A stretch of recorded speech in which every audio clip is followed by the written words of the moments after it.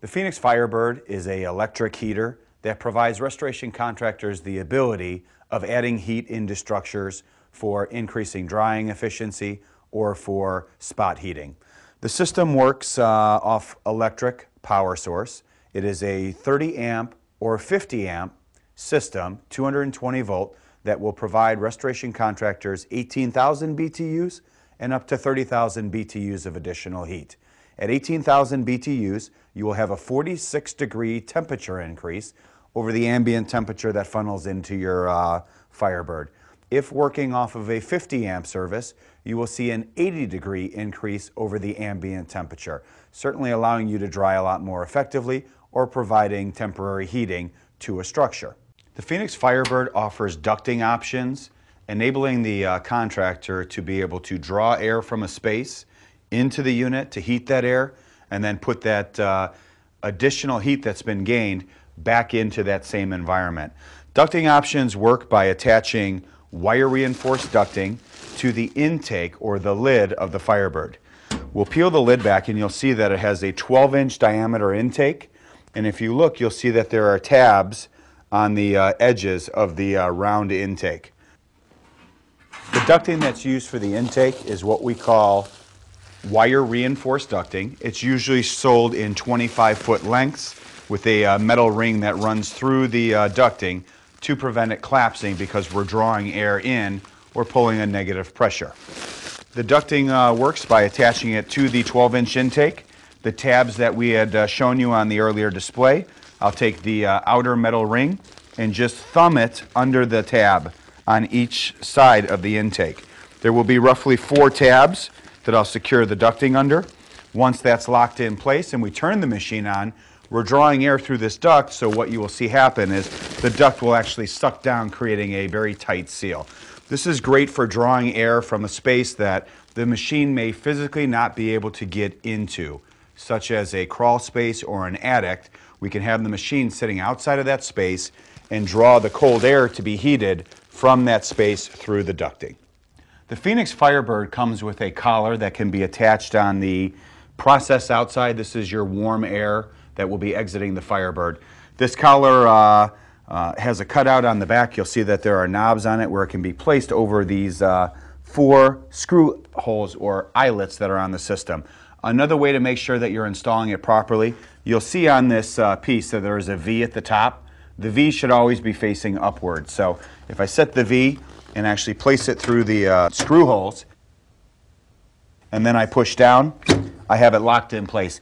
You'll see the V actually is perfectly over the rivet hole on the side of the system.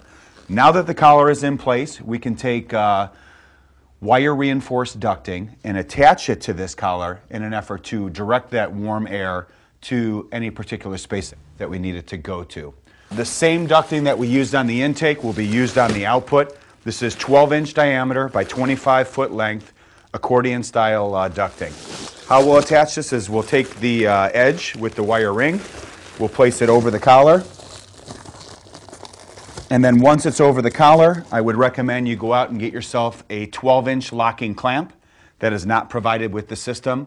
Duct tape and zip ties are probably not recommended because of the heat load that you may be getting off this. I would be concerned of the duct tape melting or the zip ties melting. So 12-inch locking clamp is probably going to be your best way of securing the duct to the collar. Once that's been attached, again, the warm air would be exited through the duct. You can run this flex ducting back to the space of where you want to generate that warm air. The Phoenix Firebird offers an aftermarket thermostat that can be attached to the system for specified temperature control.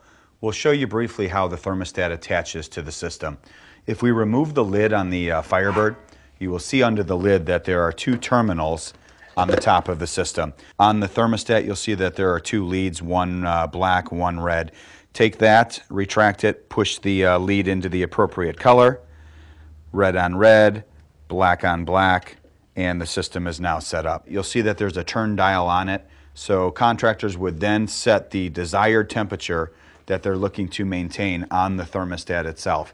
It may be 50, it may be 100 degrees. Again, depends on what you're trying to achieve. Another important thing to look at is on the back of the Firebird, on the on-off switch, you'll see that there are 3 settings. One is the on setting, and then one is thermostat setting.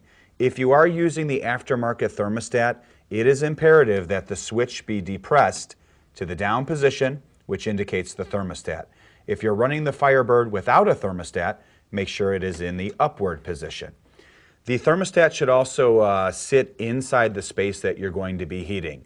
So you can rest it on top of the Firebird, just make sure that it doesn't vibrate off. You can set it on a side table. Again, you have a 25-foot cord, which gives you the ability of, walking away and setting the thermostat at a different location as long as it is still inside the space. The thermostat is designed to cycle off once the desired temperature has been maintained. The system's blower and the heating element will actually turn off once the desired temperature has been maintained. If the ambient temperature falls 5 degrees below the preset threshold, the system would then come back on, again, the heating element and the blower, and would continue to cycle as it's achieving that threshold that has been set on the thermostat. Skid plate is standard on the Firebird for making it very easy to transport in and out of the vehicle. The Firebird is ETL certified, UL listed, and NEC compliant. The system itself has a startup delay to prevent dangerous arcing or sparking. The system is double walled and has screened enclosures for the heating elements. It also has an automatic low airflow shutdown, and as we mentioned, internal safety cutoffs at 140 degrees Fahrenheit.